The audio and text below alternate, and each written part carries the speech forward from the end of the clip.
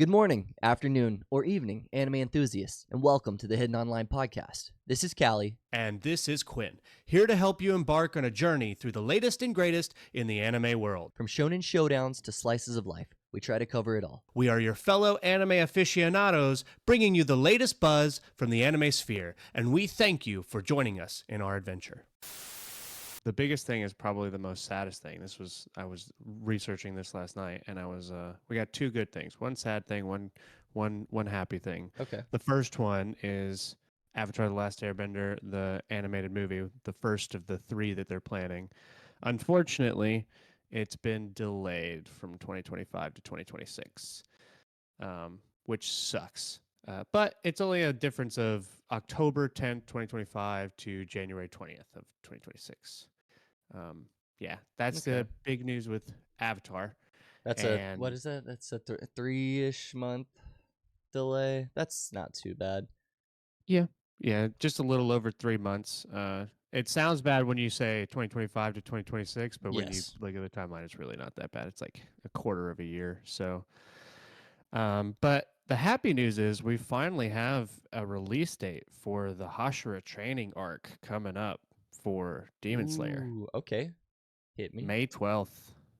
May 12th. Nice. What is that? I I got 4 weeks? 3-4 weeks away? Yeah. Let's Yeah, go. we got maybe 3. It will be right after My Hero. So we're going to have My Hero, Go-Go Loser Ranger, Hashira arc, and Kaiju all going on at the same time. Let's go. I mean, that's have, exciting. That's a lot, but yeah, it's going to be a lot to cover too as far as reviews go, because we're going to definitely want to review each episode as they come out as well. So, yeah. but as far as news goes, that's for the most part, that's all that's really out there. There's some there's plenty of news, but that's probably the biggest right now. So Hell yeah. Well, short, sweet. Yeah. I mean, we could dive a little into Demon Slayer. If you want. Well, we have discussed in the past. I need to finish reading the manga part because we've discussed in the past how you were disappointed with the last season because you were you're curious of whether or not it was because you read it beforehand in manga form and then watched it in the anime, or if it was just because that particular story beat was a little bit slower or a little bit more lackluster. Yeah. To be honest, I think I said something similar to you. Yeah, I think that specific story arc is just a little bit slower than the other ones. Did you start Demon Slayer yet, or not at all? Yeah, I think I'm about 3 chapters in to the Hashira training arc. Okay. But now that we have an official release date, I'm just going to start just going through it as much as possible, like just start barreling through it. Okay. I want to ask you questions about it, but we're not going to go. We're not going to do any manga spoiler, especially with the season like right here. The week to week, we can do comparisons from the manga to the anime. And it'll still be really fresh in your mind. I might go back and brush back up on it. To be honest, I definitely want to rewatch the last season before this new season comes out.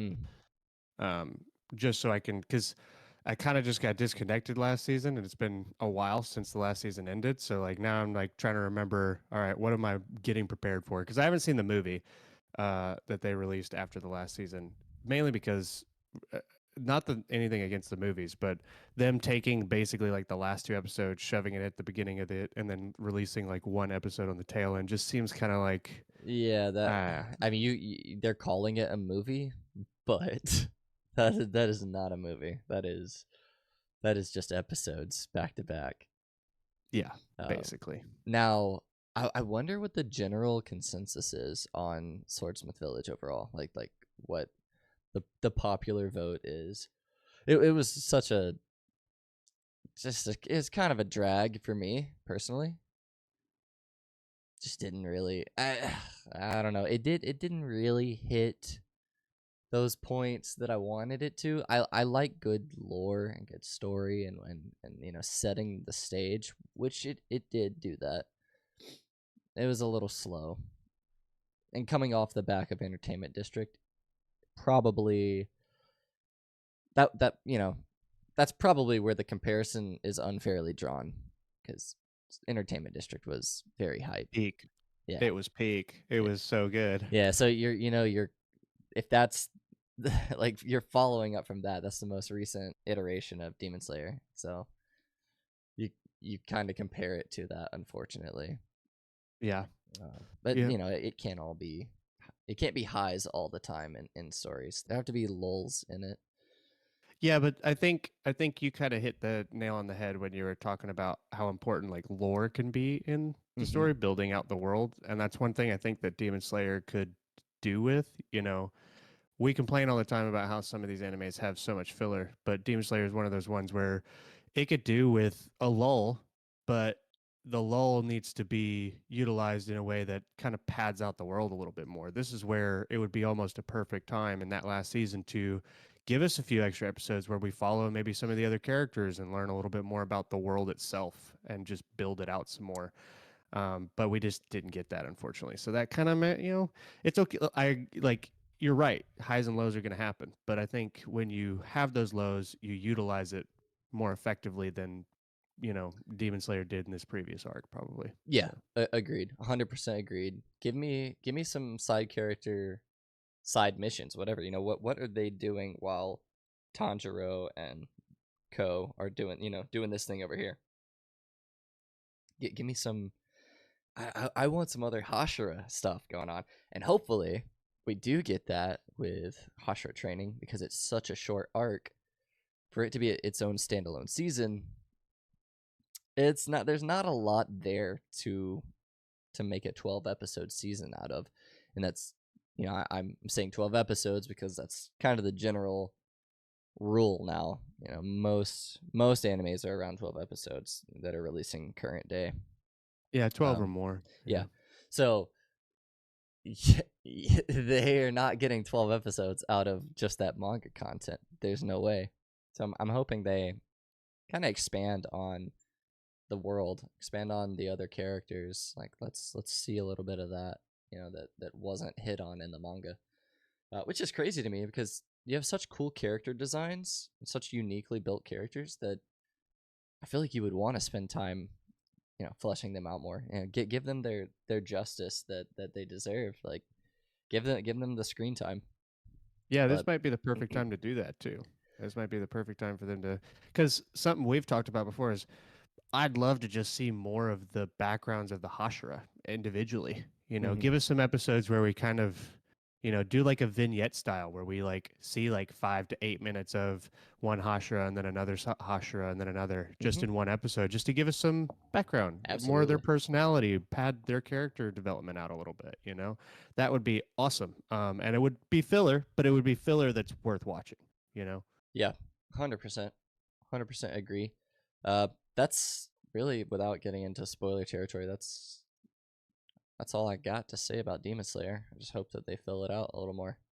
Well, maybe when I finish up reading this arc before it comes out, we could just talk about it in depth again. And like I said, we'll separate it out. And for any of our listeners who don't want to listen to it, we'll just make sure that we label it so that way you don't get any spoilers for anything that's going to come out in the anime. Yep. So 100%. Let's talk about our weekly anime. Move into the review time. Let's do it. We got some Kaiju number 8 review. We can start with that and then go to Go. Oh yeah, absolutely. I'll let you start off. Okay, yeah. So we got the Youngblood opening song. What'd you think about it? Awesome. Yeah. Oh my god.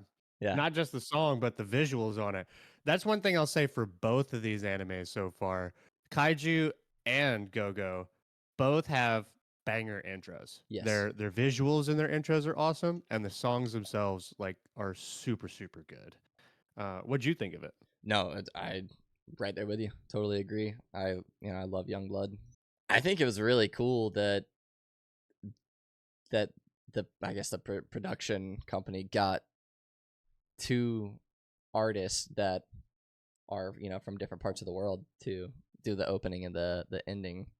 Pretty sweet, and they're both good. They both fit.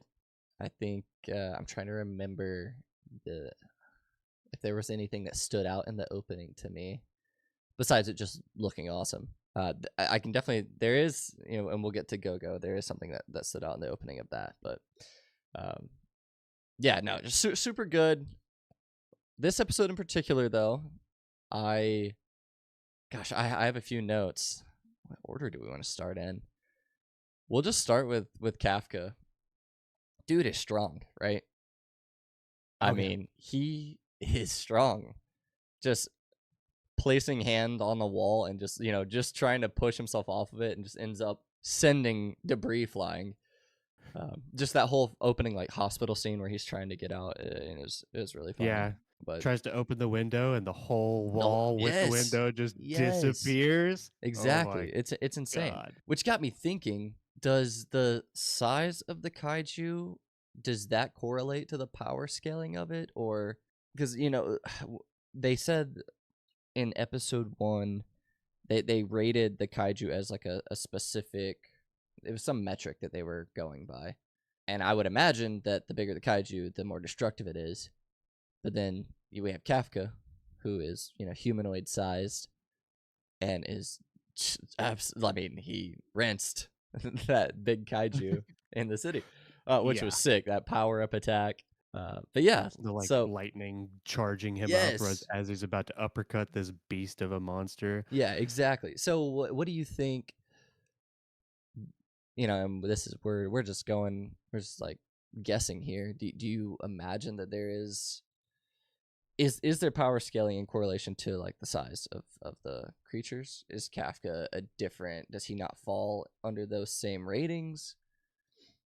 Well, so my first instinct is obviously the larger the beast, the more catastrophic its effect's going to be. But this actually kind of falls into one of the notes that I took from it was this episode was when they finally dubbed him Kaiju number 8. Like you actually get the name Kaiju number 8. Yep. And that brought up the question to me was why are there these kaijus with a specific number moniker that can, why are they classifying these certain kaiju? And then if he's number 8, who are the first 7? Yep. And that to me kind of like rings out as like these are almost like unique or specialty type kaiju. And I would assume that they would probably kind of fall in like almost like special grade curses from JJK, where it's like anything above like first class is just almost immeasurable in its own category. Yeah, in its own category. Yep, exactly. And I think for Kafka, he's at this point we could definitely say he's in his own category from the standard regular kaiju we've experienced so far, at least. So yeah, I agree with that. Raining Blood, though, Raining Blood will always be metal as fuck, dude. Yeah, absolutely. Always be metal as fuck. The last good Raining Blood scene was Attack on Titan. Mikasa on the rooftops. Disgusting. There was one shot where it's like a behind Kafka shot and he's like standing up and it's just raining blood all around him and you just kind of get like the backdrop of the city behind. Dude, so sick. I was like, you know what? Let me go find this wallpaper. That's a desktop wallpaper shot right there. That is a good point. Yeah, that would be a good wallpaper. And I also think it speaks to like that scene alone. The one thing I noticed, one of the things that like struck me during the episode was he is a terrifying looking creature, but he is trying, obviously we know that he's trying to do good. He wants to be part of the Defense Force, but it was a great example of like, I think the struggle we're probably going to see with him throughout the entire series, where because of this transformation, you're going to see a lot of people who automatically assume he's like this terrifying, ugly, disgusting, evil monster, but in reality, he just wants to be there to help. And when you see that scene where the Defense Force comes out to investigate, and she's like, "Don't worry, I'll kill all the kaiju." And the little girl says to her, "Well, don't kill the good kaiju. You're not going to kill him, right?" And she's just like baffled. Good kaiju, what? Yeah, that I think that's a lot of what we're like the major theme behind his character that we're going to see throughout the entire series. 100%. And that is an anime only scene. Oh, really? Yeah. Oh, I So didn't know that. all of that happened where he saved the girl and her mom, fought off the kaiju, but the scene where Mina was talking to the little girl and said, I'm gonna kill all the kaiju." That was anime only, which masterfully done. It's what you're already thinking, you know. Mm-hmm. They did Yep. a really good job of animating that and just throwing that in there to add to the story. It didn't take anything away. It wasn't Yep. a useless scene. It's very much needed because then you get to see Mina's reaction to that. What are you talking about? Good kaiju. Yeah.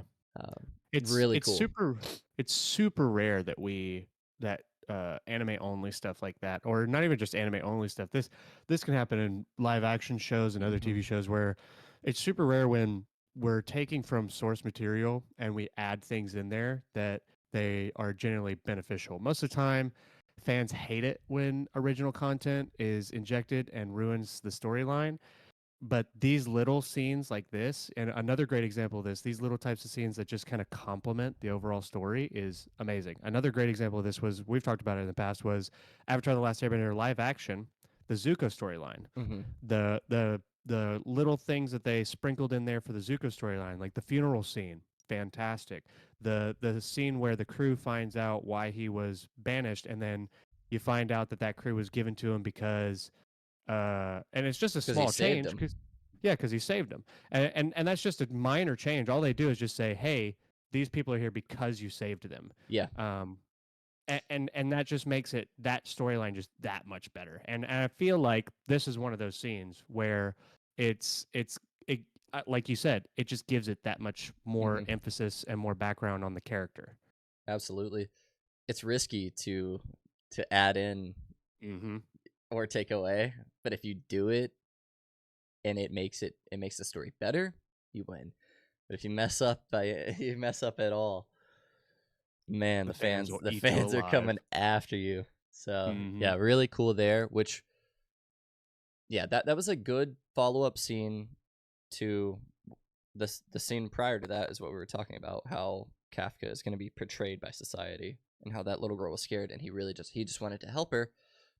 So really cool. Complimented the scene right before it. So good stuff. I Yeah, it liked it. was good. So one thing I wanted to bring up about the episode was we got like his exact age, so 32. And I Mm-hmm. was thinking to myself when I heard that, I was like, how many animes do we watch where our protagonist is actually that old? Um, Most animes are either people who like come from another world or are like children when you start. And it's very rare that you get almost a middle-aged main character who's gonna stay a middle-aged main character. And pretty much an average guy. Like Yeah, yeah. just not this just super hot husbando. It's just kind of a regular dude, which Un- I appreciate. I like that a lot. Unless you have a kaiju kink, Unless you got a kaiju kink. and we're not here to kink shame. No, no, no kink shame. Hey, We're if you're into kaiju's peeing out their nipples like they did in this episode, we accept you here. You're accepted. I promise you. expanding on that. Buddy was morphing into all sorts of shit while Yeah. running down that street. That was it was cool. It was interesting. It's like, okay, well, I wonder like to what extent you'll be able to like, utilize those abilities. Clearly he's capable of more than just this badass looking, more humanoid looking, not like less Hmm. monster, very very humanoid shaped. But clearly he can expand on that. So that'll be Yeah, exciting to see. I wasn't sure if that was like an ability of his that he was expanding on, or if that was like a reaction to his Mm, first initial change. Like he just ingested this thing, he changed, and maybe his body was adapting to mm, this new form, and that's why it was acting out in the way that it was. yeah. But it is interesting to think that maybe it is something that almost like an evolutionary thing, where later on he can kind of expand and grow out in those weird ways as well. Yeah. But my initial thought was this is just some sort of weird reaction to him acclimating to this new form. Yeah, very well could be. I liked the predator type. Mm. That came out of his mouth and started eating the bird, and they blurred Yep. it out. Yep. Which I thought was hilarious that they were blurred it out. He's like, "I'm eating this bird alive." Reno's like, "Oh God." Okay, so following up on those points, we get introduced to Kikaru. She is pretty badass. What did you think about this little girl picking up a van and moving it with her hand? Clearly, my that gosh. suit is enhancing her abilities. What'd you think about her? It was dope to see. I wasn't expecting it. I wasn't expecting this. Definitely a surprise for sure. I I think I like her character a lot. Just because she just doesn't give a shit. Yeah, she's really powerful too. Oh yeah. From the Well, we little could bit I've tell she seen. threw a van with one hand. She not Yes. only threw, she lifted it up and then tossed it across like it was nothing. Yeah. With one arm, and she didn't even break a sweat. She didn't. She did not care. She was just Yeah. moving that old man's van, and that was her thing. So her last name, Shinomiya, was familiar to Reno. You pick up on that? I did. I saw him say, like, well, he didn't really say anything. He said, "Does that mean, or Yeah, as in, and then it this got is someone of got cut importance off. or part of some sort of family of importance?" Yeah.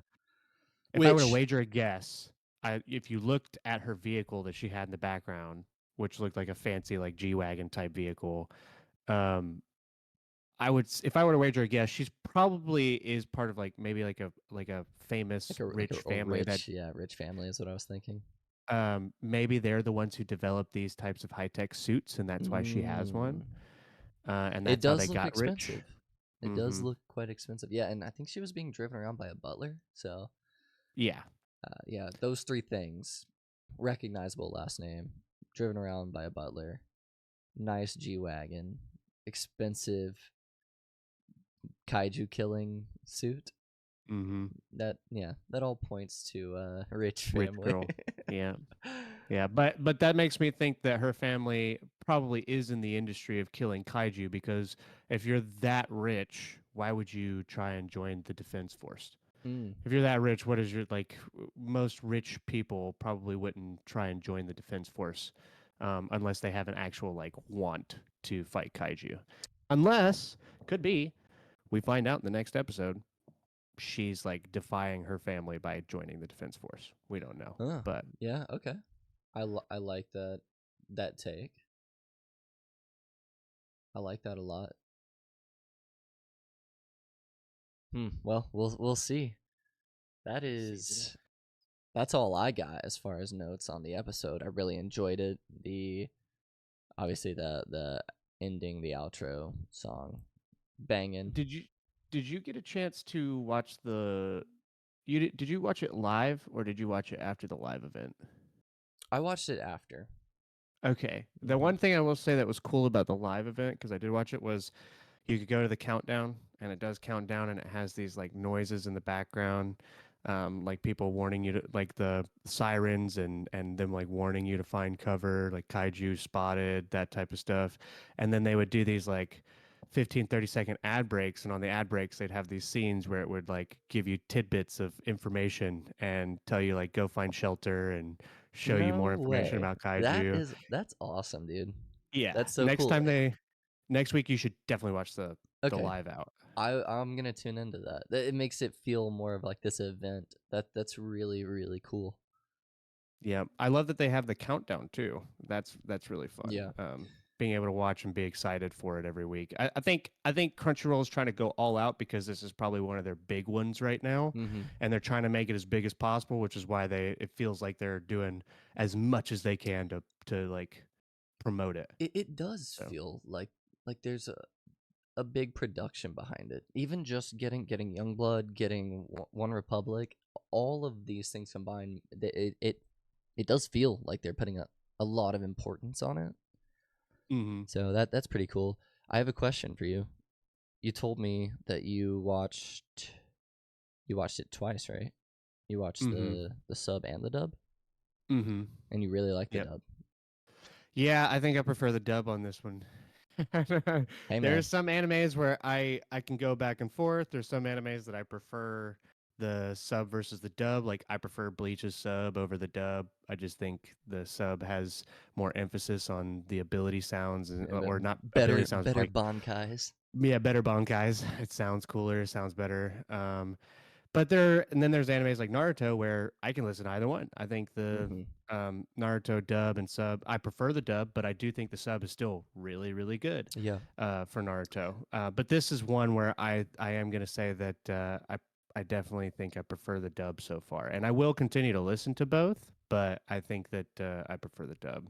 So. It is nice with us reviewing these to be able. I mean, you're gonna want to watch it twice, anyways. So Mm-hmm. being able to experience it in a different way the second time is pretty cool. Yeah, I yeah. agree though. There are some anime where the dub is really good, and Naruto is one of those for me. I really like the sub is great, but there's something about the dub that I really like. Mm-hmm. I would I think say, it's just the certain characters, yeah. but Oh, very specific characters. The dub is amazing. yeah. Now the same thing with JJK. Their dub is really good. There's a few characters that like Ghetto. He didn't really fit to me at first, but I've kind of grown used to it. But I think the whoever the casting director was, hands down, great job. So yeah, Yeah. some subs, some dubs. Well, JJK is one of those ones where I watched it in both, and I would probably say the same. Where I kind of prefer the dub, but the sub's still really good too on that one. There are some subs that just suck. Like for example, I hate the sub for Black Clover. Mm. I hate it because I love all the dub versions and Asta's voice in Japanese in Black Clover. When I first watched it, I wouldn't even finish the first season because he was worse than Naruto the first time I watched Naruto. Because people Oh, complain about okay, Naruto's voice. And I was like, okay. Asta in Japanese, if for the first season, makes me just want to off myself in a video game. Like, Yikes! Yikes! Yeah, well, yeah. I've actually the little bit of Black Clover I have seen, the most of that was in dub too. So I think the dub is pretty good. Yep.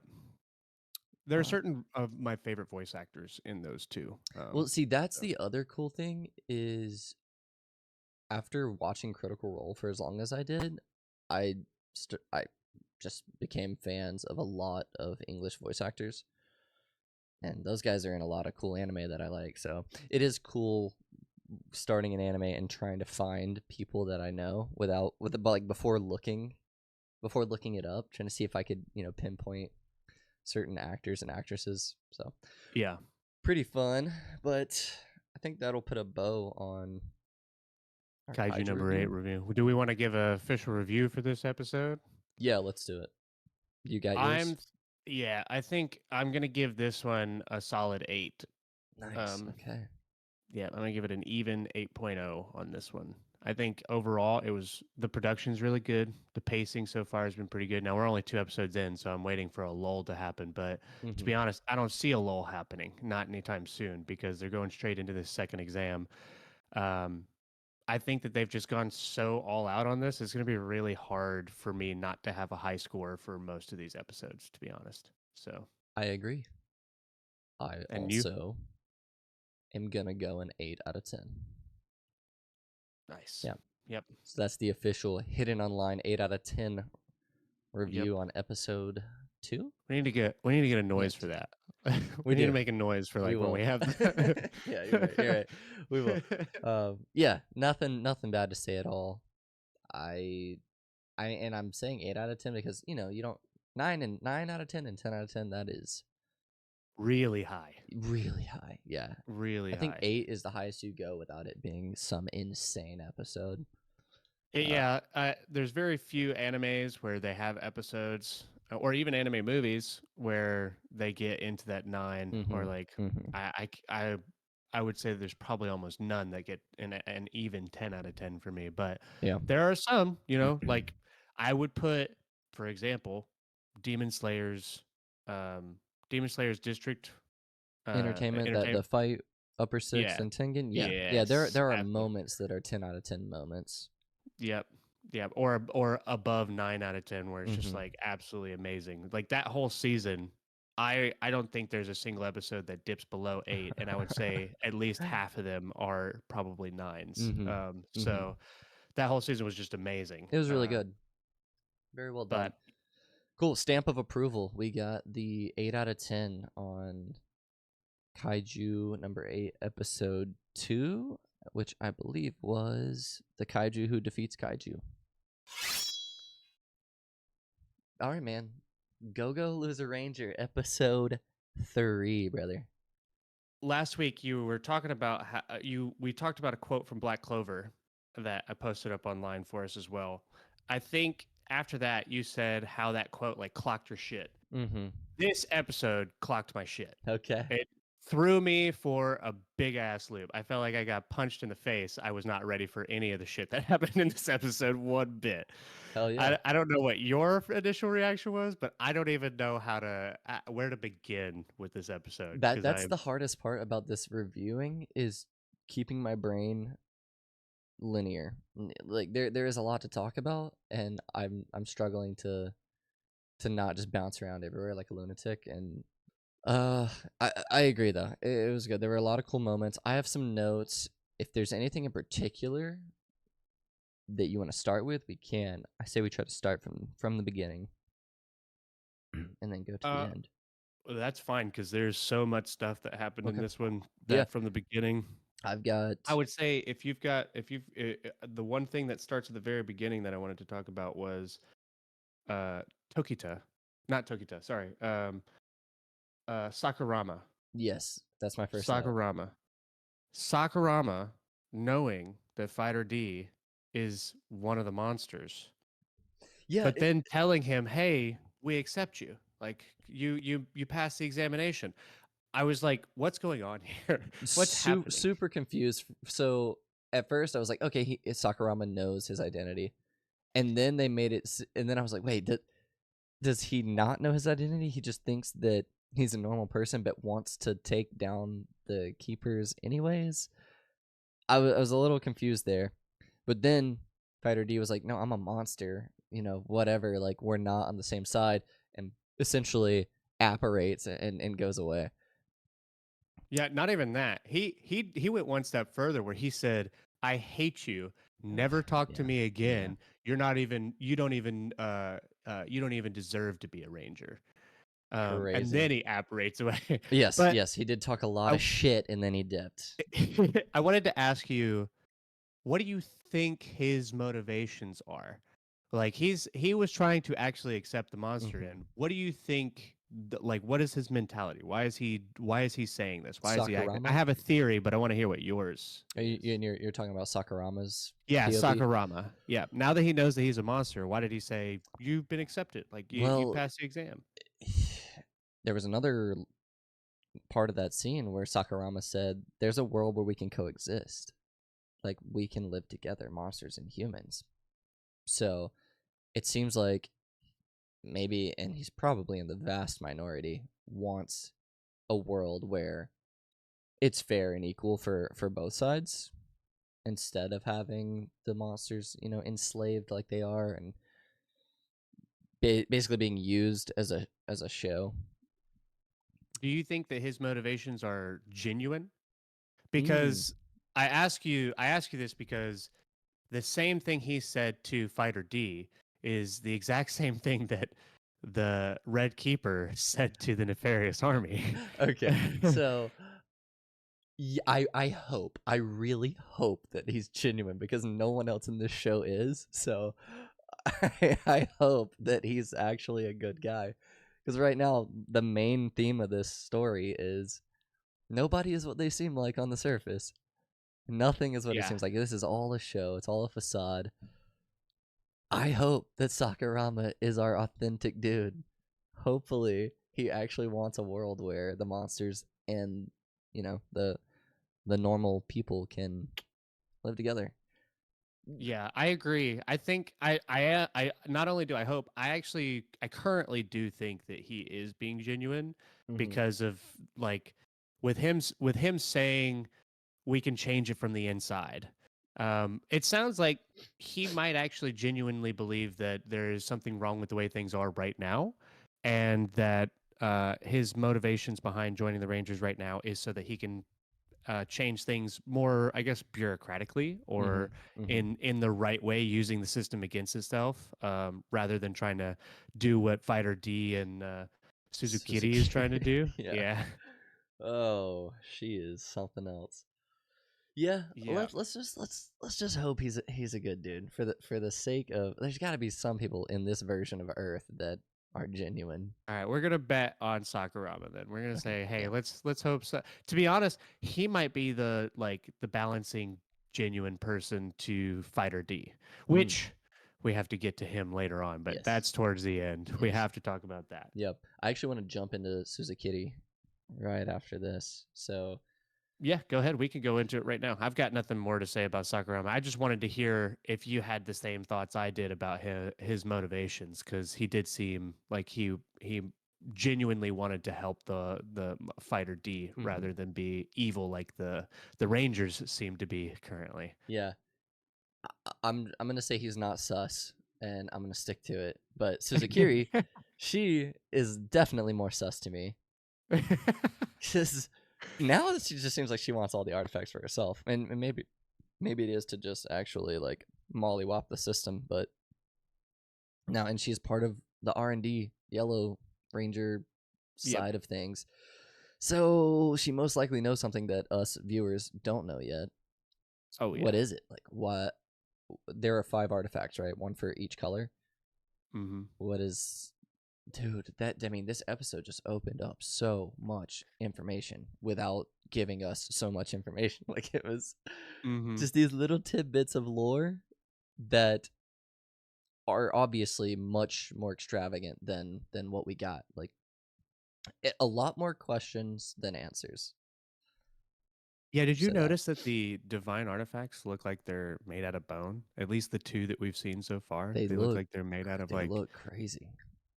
Like the red sword, the red keeper's sword looks like it's part of a spine or a rib or They something don't like look that. divine in any way. They look No, they look, demonic.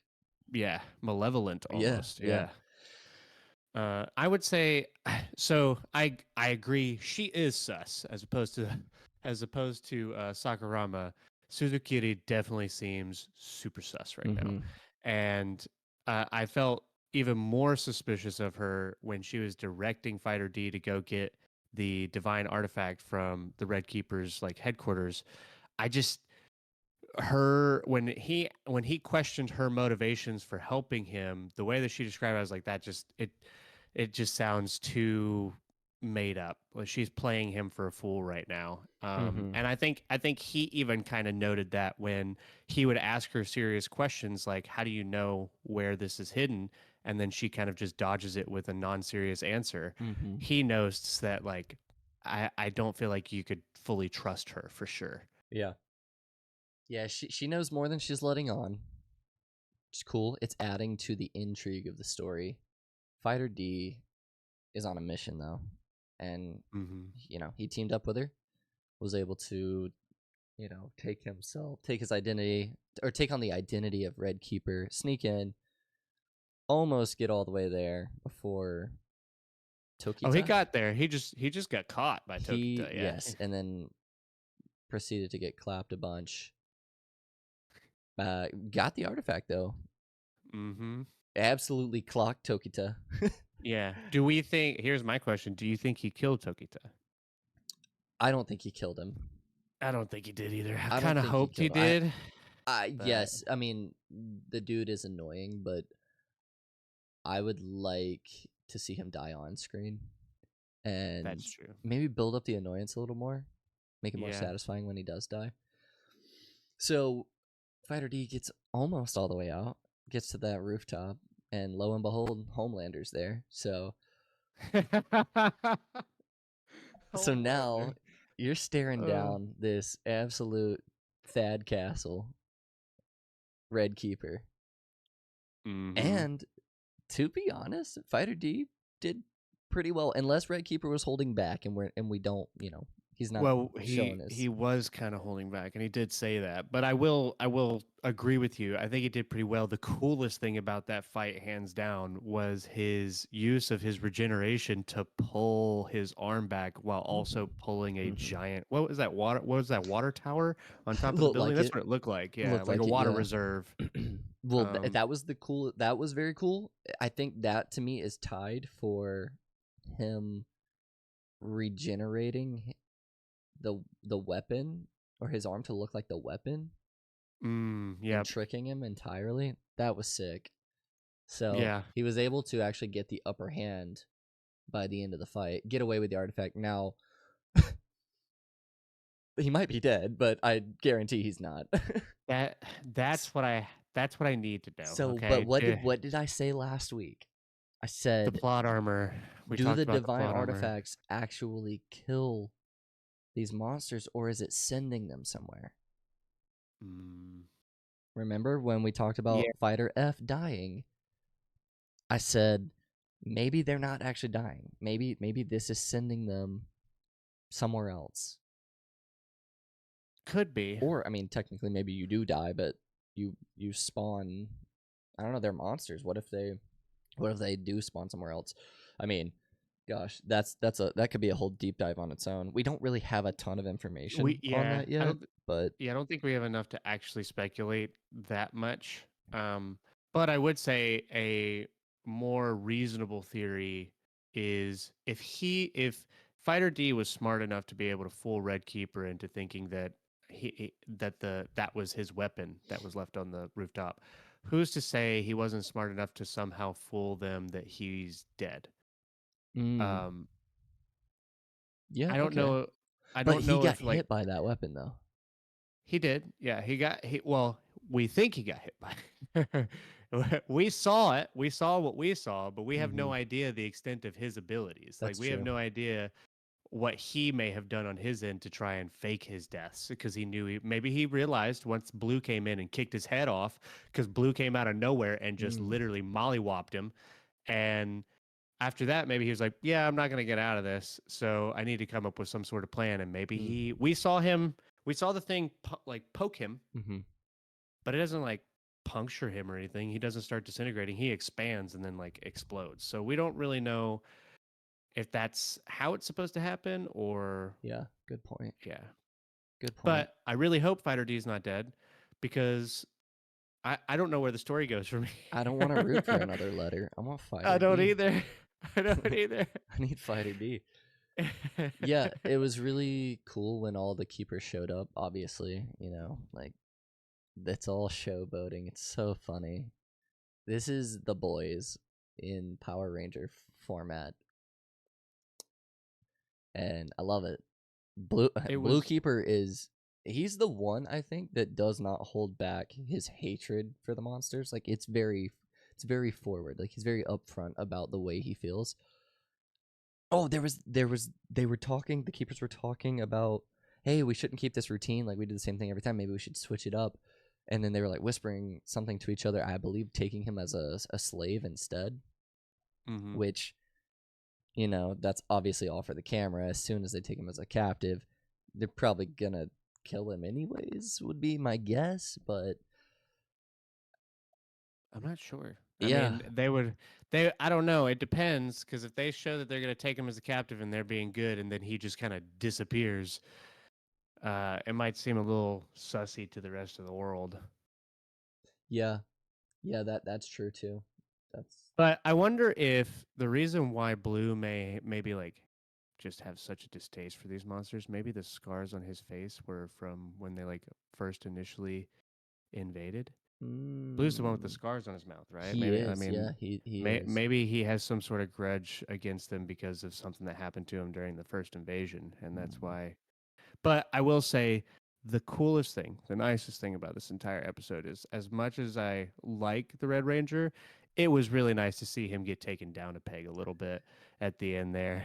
Yeah, a little bit. It was cool. I do like him. I mean, He's Homelander, right? Like Yeah, he's Homelander. he is basically Power Ranger Because Homelander. he's Yeah. sitting there smiling to the monsters and being all like nice and like, we can just work together and blah blah blah. And there's something more sinister underneath that facade that he's putting up.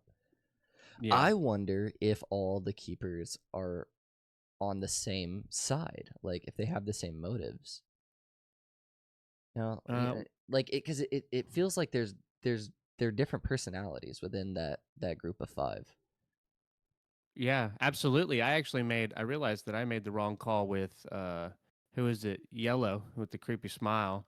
Last Yes. week I thought he was going to be like big Luck vibes, but today he was like, "Oh, I can finally go home after this." I was like, "Luck wouldn't do that. He'd be like, I want to Yeah. fight some more." Yeah. So Yeah. it's definitely True. not getting that vibe from him, but I'm sure they all have their own motivations. But last week I was curious if all of them knew that what was going on, and this week I think we kind of got confirmed like they know what's going on, like they, or at least it seems like we know for sure that Blue knows. And they all kind of work together to come up with how they're going to display themselves to the media. So to me, that kind of makes me believe that each of them has at least some level of understanding that this is all a show and charade, and we have to be very, very smart and careful about how we display ourselves to the Yep. media. And it looks like both flashbacks we've gotten so far to the monsters and the keepers, it's red and blue, right? Like they're the ones that have been. Yeah. Yeah. So there's something there. Except I think technically when we got the last flashback for this episode, when it was like 13 years ago or whatever, it it was all of them standing in there, but red was the one who like stepped forward and stepped into the blood and had blood all over his face when he said, "Let's work together and coexist." Yeah. So here's a thought. They had these divine artifacts before the monster invasion. They would have had to even be able to kill the monsters, right? To kill their bosses, they would have had to have the divine artifacts. What if that's the reason for the monster invasion? Yeah. I Could mean, be. just a thought. We have literally zero information on that, but something. Yeah. I would say it depends on, I think my initial thought would be, yeah, we don't have enough information yet, but I think it's really going to depend on how long the invasion was lasting. Because they could have come in, could have been winning for a while, but then the Rangers sought out something that could defeat the nefarious monster army, and they found these divine artifacts, and then that's how it turned the tide. And then after that, they decided to continue the charade Wait, for some reason. they're called dragon keepers. You said the weapons look skeletal. Yeah, they do look skeletal. Yeah. That's got to coincide. I wonder. It could be. Did you? Oh, you know what? Speaking of that, this actually makes a lot of sense. Did you notice the little dragon that was sitting at the doorway when he walked Yes. down? Yes, And that little. Yeah, okay. Dragon, yeah. I mean, I did see a creature. Most likely it is dragon. Baby one. Oh my gosh. I yeah, feel like there's we're on to something something. there. There's something there. Yeah, Because where does there's the something dragon thing come from? I don't know. Maybe the divine weapons were given to them by a dragon. Maybe they killed a What dragon if and made that, divine what weapons if out of that them. is, the remnants of what was a dragon? Yeah. We need to do a close examination on what the artifacts look like. But we've only seen 2, right? We've 2 seen so red far, and blue and blue. red. I'm afraid to Google anything. Yeah, I don't. I'm not gonna we're do not it. I'm reading the not doing manga it. on this one, so I want to I'll just I go want to just back let it through the unfold. episode and take a look at the artifacts. Yeah, we'll look at it for sure. Because See if we can gather some more information on them for sure. I'm about to But look right now. Okay. Aside from that, though, I think that's pretty much everything I wanted to cover about Go Go Loser Ranger on this episode. So I'm ready to give a score whenever you are. Okay. There is one last thing. Oh, you have one more? Yes, before we score it up. Who was that creature at the end credit scene? Oh, you know what? That is a good point. Is that and a he was like, boss? Was that I a don't know. former boss? Maybe. He was slaughtering blue squadrons left and right, apparently. He was putting in work, and he did not look like he didn't look like Fighter D, Fighter F, any of those guys. Now they can take on different appearances, so maybe they're mounting an assault, but I don't know, man. I don't think so. I think that was one of the bosses. Maybe not dead, thought to be dead. That would be cool. I definitely want to know more about the bosses, and what happened to them. But I'm not sure. I'm curious. I still feel like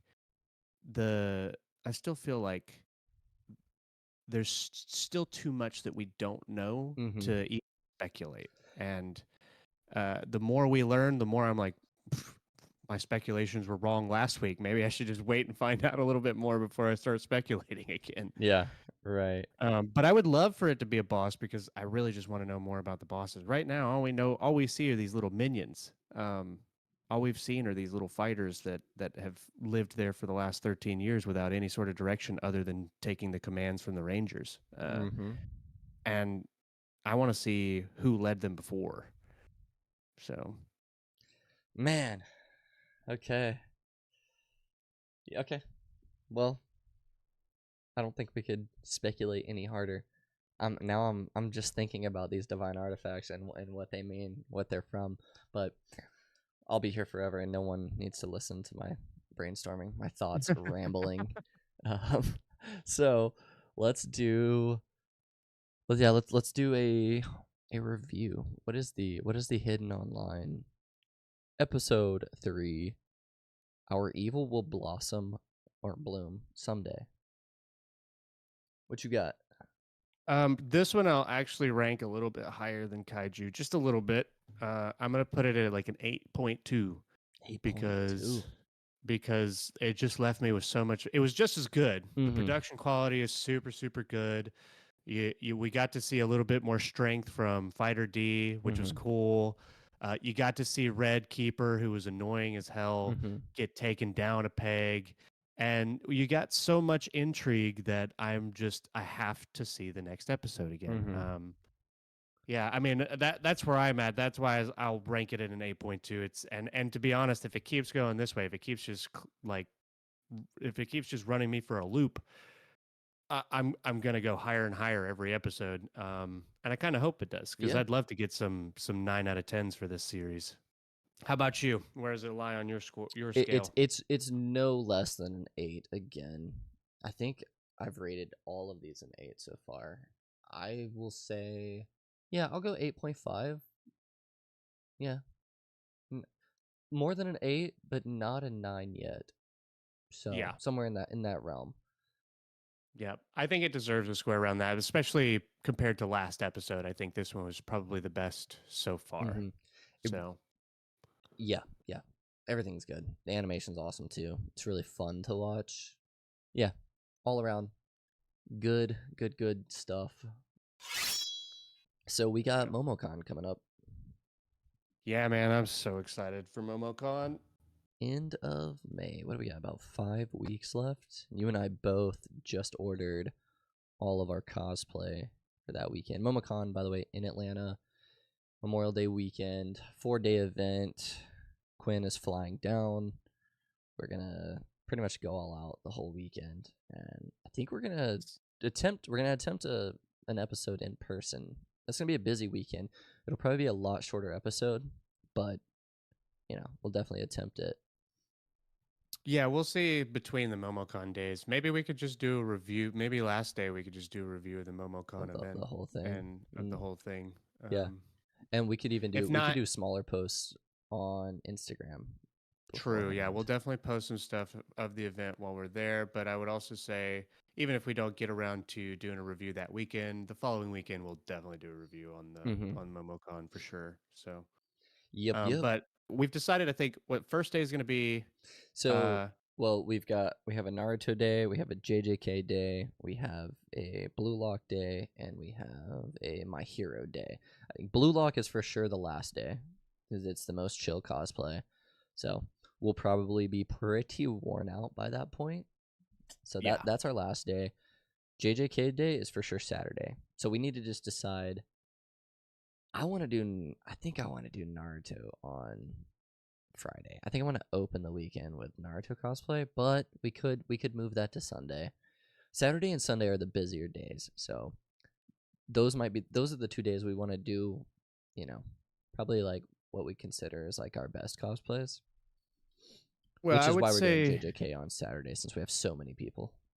Yeah, JJK definitely has to be on Saturday. I would say Naruto or My Hero could be swapped for Friday. It just depends. And then whichever one we don't do on Friday, we'll do on Sunday, of course. And then, like you said, Monday is definitely going to be Blue Lock, which I'm excited for because it's going to be the most pumped. comfortable. It's really like it's a lot of fun to go all out at these conventions. You're getting pictures with people. You're just walking around having a good time. But to some degree, it's a little frustrating because if you're just in a lot of cosplay, and after 6 hours of that, you kind of just want to dip. So being in something more casual, like a soccer uniform, you get all that fun, still some cool pictures, and a lot less on your body. So I'm very excited for that. I actually want to go back and rewatch Blue Lock now that we've been talking about it more frequently, and especially leading up to episode Nagi. I'm gonna do a rewatch. But what are your 4 cosplays? What are you doing? Okay, so for My Hero, I'm doing Deku. For JJK, Sukuna. For Naruto, I'm gonna do Minato. And then for Blue Lock, I'm going to be Isagi. Wonderful. Sick. I am... Yep. See, Naruto, we're doing Kakashi. I did commit to Kakashi. I was torn between that or White Mask Obito, but we are going Kakashi. It's also more chill. I don't have to do all this crazy prop building for the fan blade. No, my hair, I'm doing all white hair characters, so we're just bleaching the hair white and we're sending it. No wigs. Saturday, I am doing Gojo. Sunday, if we're doing My Hero Sunday, it'll be Dabi, but it'll be the after his reveal. And then we're doing Nagi to wrap up the weekend. Super excited about it. MomoCon, to me, is a lot more fun than Dragon Con down here in the Southeast.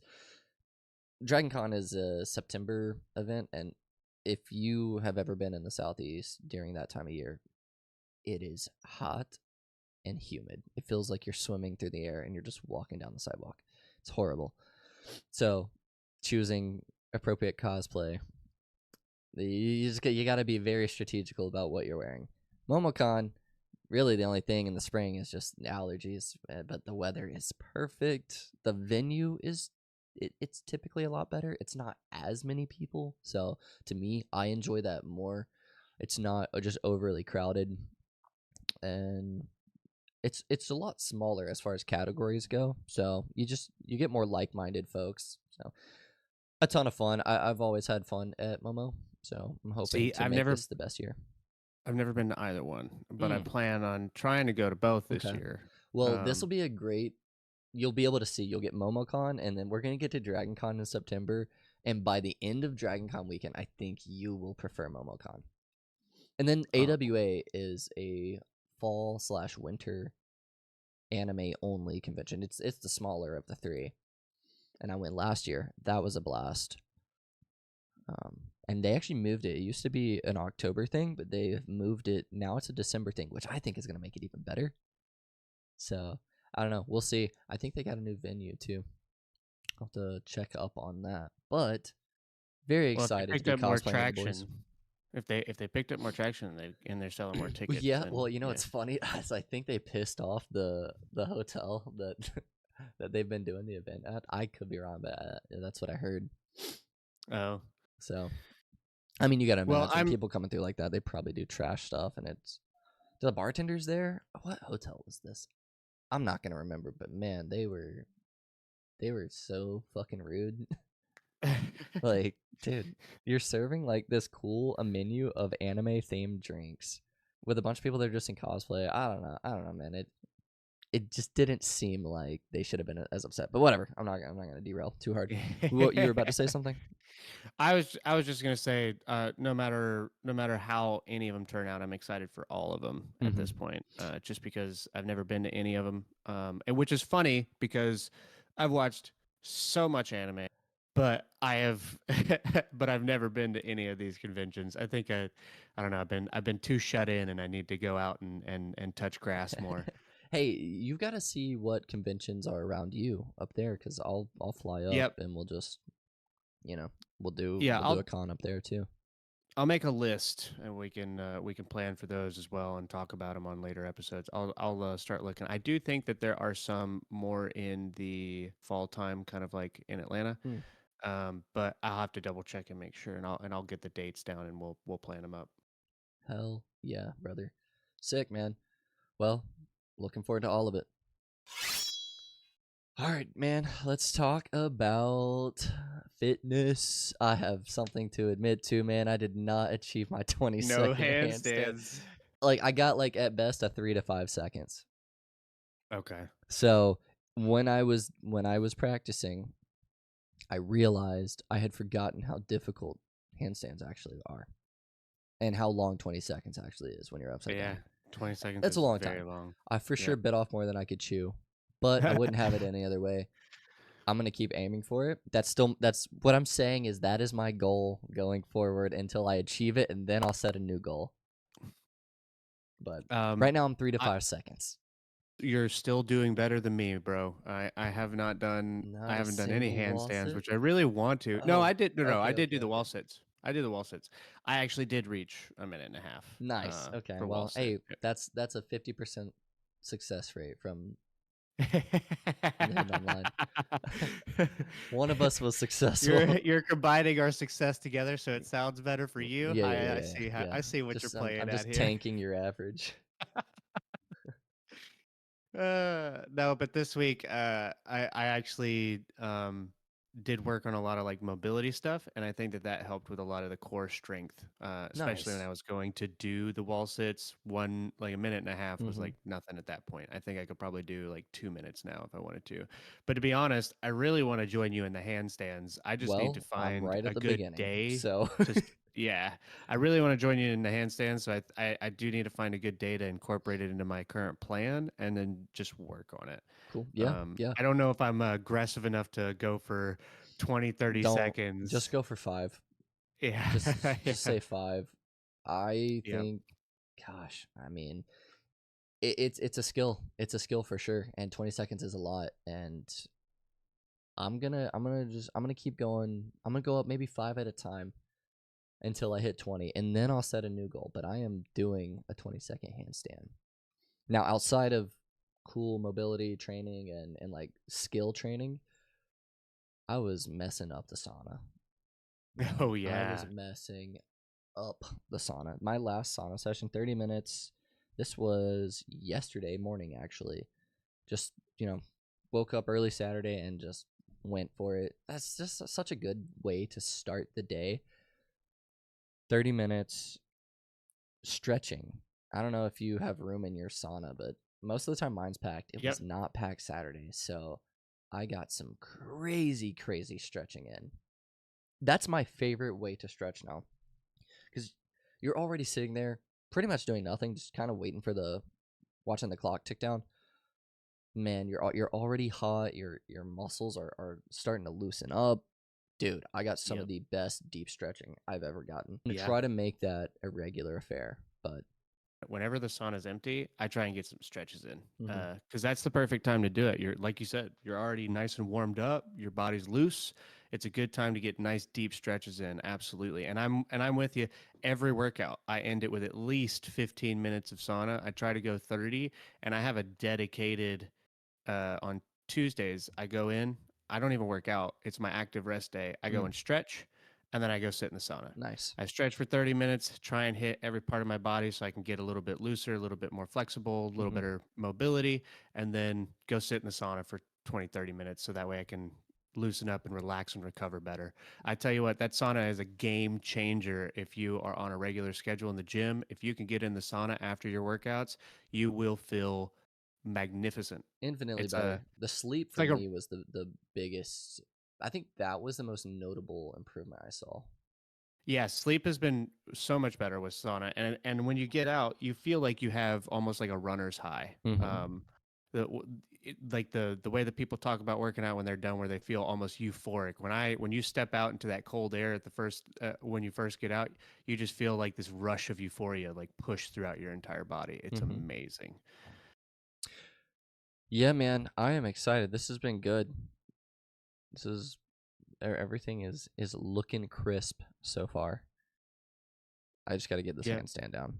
Everything else for me though has been pretty normal, pretty straight up. You know, we went like 4 or 5 days this past week, and everything felt good. So is the progression going to go from handstand to walking on your hands? Because that's what I would eventually like to be able to do. I would, yeah, I would love to see the progression go to walking, and then ultimately handstand push-ups. Oh yeah. That's Yep. I think that's where you peak with handstands. Oh yeah. I'm sure because it's such an amazing feat to be able to Mm-hmm. do a handstand and push up at Well, the and same time. The amount man, of it's so cool, these calisthenic movements, like doing it like holding L sits, holding planches, handstand push-ups, all of those movements, so cool. You know, a lot of people can't do those. Being able to just stand up and like do a backflip also is, dude, most people can't do that. So, yeah. you know, I well, can't. no, I I wish. can't right now without pulling something. But training the handstands a little bit, I was training it this week, made me want to get back into doing more body weight calisthenic, just training different movements in that way. So probably gonna open up that door again is what Yeah. it's looking like. I was gonna say too, Yeah. one of the things that I did do this week that I'm gonna start incorporating into the workout as well is uh my Saturdays in the morning. I've got a buddy, me and him are gonna start doing a swimming workout Mm. as cardio on Saturdays. That dude, I'm glad you brought this up. I want to I want a low impact cardio hobby. Like swimming or biking. I think I'm gonna get into biking. Biking would be very good. Swimming's probably the best because it's just the lowest impact on your joints. Mm-hmm. And it's so exhausting, Yeah. the amount of effort you have to Yeah. put into it. Biking's great. There is a little bit of impact, but very, very low. And it's just, uh, and you can increase the difficulty on biking, which is nice. Yeah. If you don't have a pool to go to, like at least a lap pool to go to, Mm-hmm. biking is your best bet because you can do that almost anywhere. Mm-hmm. Um, Yeah, I would man, highly that recommend it. it would be really cool to be a damn good swimmer. It would be cool. Yep. Michael Phelps Well, was a hero of mine when I was a wee lad. well, my buddy that I'm swimming with, he used to train with Olympic swimmers, and Oh wow. Okay. he's I've talked about him with you before, but he's like 6 foot. I think he's like 6'3", 6'4", and this dude is definitely serious about swimming, and he's Hell gonna yeah. run me through the ringer, I'm sure, at some point, and I'm gonna just die in the pool. But hey, I'll enjoy it the entire time I'm doing it. Say my man was 6'3". Is that what you said? I think Yeah. so. He's definitely over 6 foot for He's over sure. 6 foot, ladies. That's Yeah. all you need to know. That's all they care about, anyways. Oh man, well Uh, this was a fucking Bonkai week, dude. It was good. level up week. That's what it was. We went to level 2 for sure. Yes, yes. Maybe level 1.2 on the handstands, but everywhere else, level 2 for sure. Well, cool, man. Do you have any closing statements? Anything? I'm not gonna set a new goal. I'm gonna keep my handstand goal. Yeah, I think I'll just You wanna join start me? incorporating the handstands into mine because I really want to be able to do a handstand just like you. So I'll Well, set. and then we want to do handstand push-ups like Asta and rock. Yes. Well, I mean, if we want to do it like Asta, we have to be able to do one arm handstand Okay, push-ups, all right. Well, and let's be or like realistic Lee. then. Lee could do one arm handstand push-ups too, and he'll do 10,000 of them. So Lee could do my girl, and I wouldn't be upset. I think he'd be a little too bashful. You'd have to That's get him true. into that. He's not that kind of guy. He's a real homie.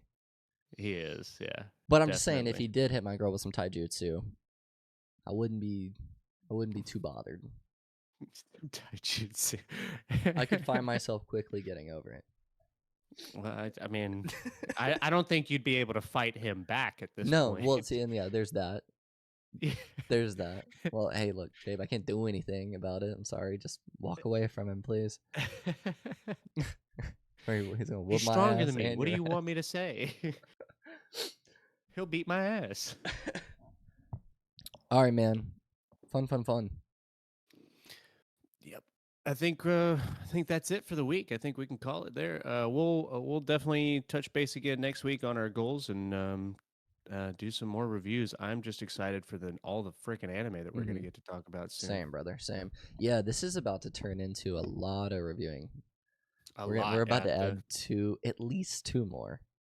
Probably gonna have to cut the news and start swapping out just full review episodes and then separate free ball stuff. We might have our own news report, and then the short, and then the sweet news reviews. report. Mm-hmm. Yeah, which this episode review was pretty short, so that's good. All right, man. Everyone, have a good week. Yeah, man. Have a good week. Peace out. See you guys on the other side. Peace.